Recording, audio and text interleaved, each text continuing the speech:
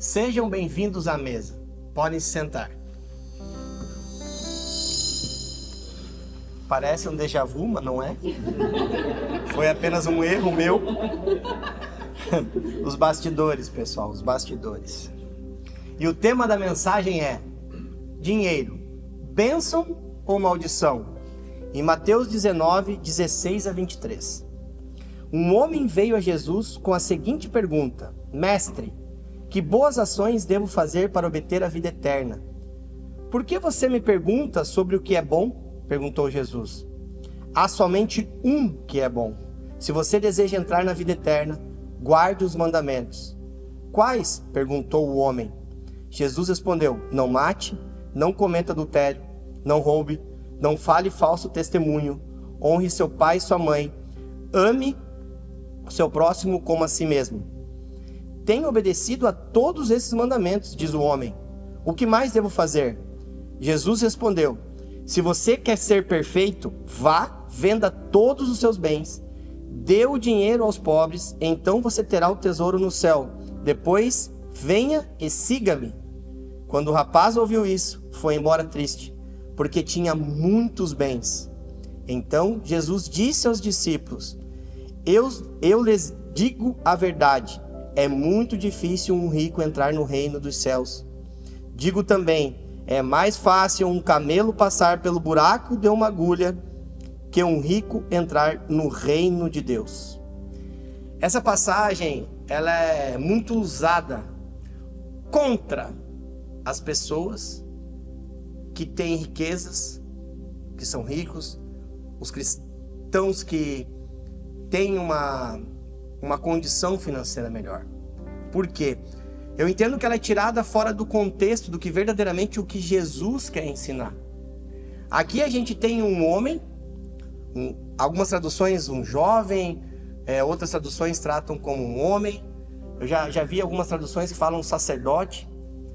E ele encontra Jesus. E aquele homem que tinha muitas riquezas, tinha muito patrimônio, ele questiona Jesus. Como que eu faço para ter vida eterna? Como que eu faço para entrar no céu, para ser salvo? E Jesus, inicialmente, orienta que ele cumpra os mandamentos. Isso eu acho que é uma coisa que todos nós pensaríamos a mesma coisa. Que a gente tenha como nosso guia os mandamentos. E aquele homem diz: não, mas isso aí eu já faço. E se eu perguntar para cada um de vocês? Se eu perguntar para você em casa, talvez você vai dizer a mesma coisa. Não, os mandamentos eu sigo, eu tento seguir todos os mandamentos. Então Jesus disse: então você quer ser perfeito? Olha só. Então, você quer ser perfeito. E o texto diz o quê? Que só existe um. Só existe um, o texto diz. Há somente um que é bom. Se você deseja entrar na vida eterna, guarde os seus mandamentos. E aquele homem replica a Jesus dizendo: não, mas isso eu já faço. E aí daí Jesus fala: então você quer ser perfeito? Então, para ser perfeito, venda tudo o que você tem, o dinheiro você dê aos pobres, e aí sim você terá a garantia de vida eterna. E depois siga-me. E a Bíblia diz que aquele homem vai embora triste, porque tinha muitos bens. O que nos ensina aqui? Que na verdade aquele homem não amava Jesus, não seguia verdadeiramente os mandamentos. Ele amava aquilo que ele tinha, ele amava o seu patrimônio, ele amava o dinheiro. Paulo fala algo que nos ensina muito. Ele diz que o amor ao dinheiro é a raiz de todos os males. O amor ao dinheiro é a raiz de todos os males, não o dinheiro. A gente precisa parar de confundir essas coisas. Como se o dinheiro fosse apenas maldição. Amar o dinheiro é maldição. Mas quando nós entendemos que nós somos um mordomo de Deus, o que você quer dizer com isso, Thiago?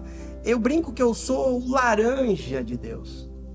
Tudo que eu tenho, seja bens, seja dinheiro, seja o que eu construí, eu entendo que isso não é meu. Isso foi colocado na minha mão para que eu administre, para que eu distribua aquilo que eu recebo.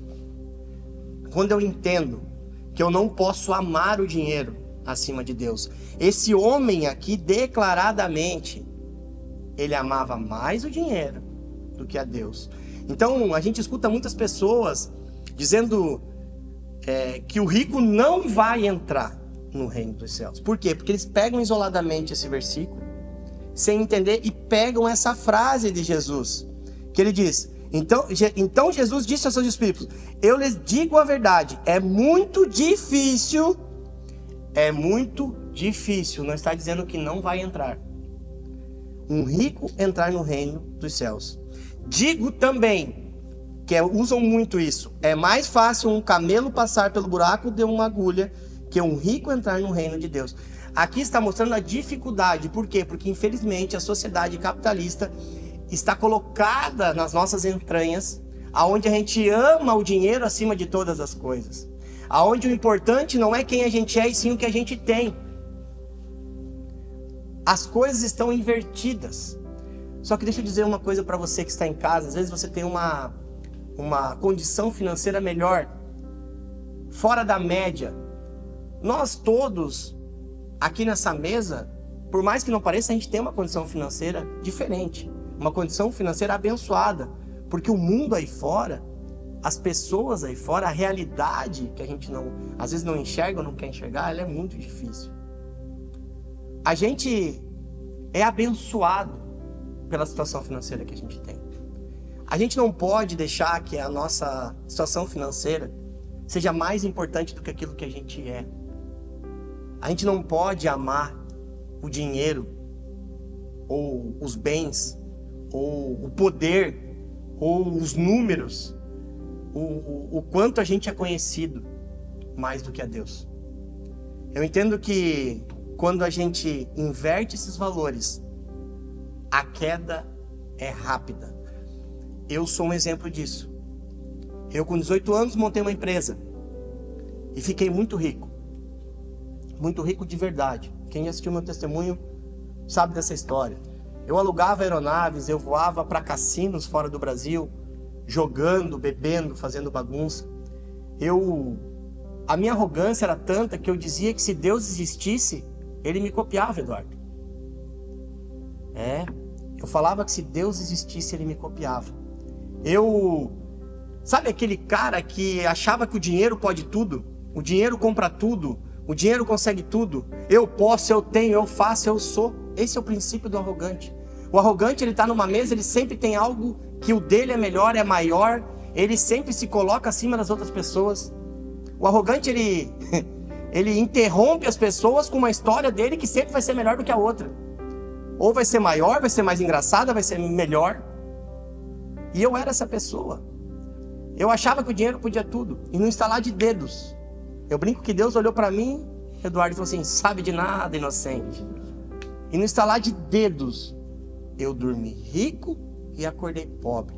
E eu não acordei pobre pelo fato de não ter dinheiro. Eu acordei pobre devendo. E devendo muito dinheiro.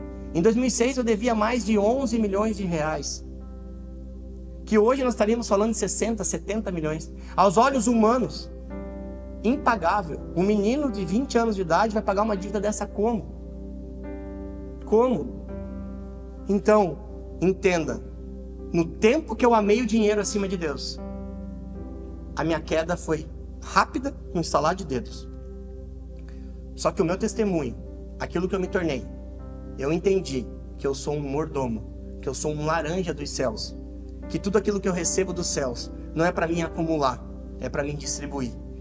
Eu falo muito sobre isso, eu tenho muitas mensagens que eu digo, quem distribui, multiplica. E a gente precisa entender que quando a gente ama o dinheiro mais do que o nosso Deus, a gente está amando um outro Deus que a Bíblia reconhece, que se chama Mamon. Mamon é o Deus do dinheiro. Então cuidem para que vocês, de adoradores do nosso Senhor, não se tornem adoradores de Mamon. Porque eu tenho certeza que cada vez mais, financeiramente, vocês serão prósperos. Você que está nos assistindo, eu declaro que a sua vida será próspera financeiramente. E deixa eu falar uma coisa, parem de misturar dinheiro com prosperidade. Muitas pessoas acham que somente os ricos são prósperos. A Bíblia não fala isso. A Bíblia diz assim, não te faltará nada. Ela não diz que te sobrará tudo. A Bíblia não diz que somente o rico será próspero. Prosperidade é não te faltar amor. Prosperidade é não te faltar o que comer. Prosperidade é não te faltar família. Prosperidade é não te faltar fé. Isso é prosperidade. Eu conheço muito rico que não é próspero. E eu conheço muito próspero que não é rico. Conheço muito rico que toma remédio para dormir, tem o seu casamento destruído, tem a sua vida destruída. Ele é tão pobre que a única coisa que ele tem é dinheiro. Então não achem que para você ser próspero você tem que ser rico. Pare de colocar como meta somente o dinheiro. Busque a prosperidade, busque ter um encontro genuíno e verdadeiramente com Deus.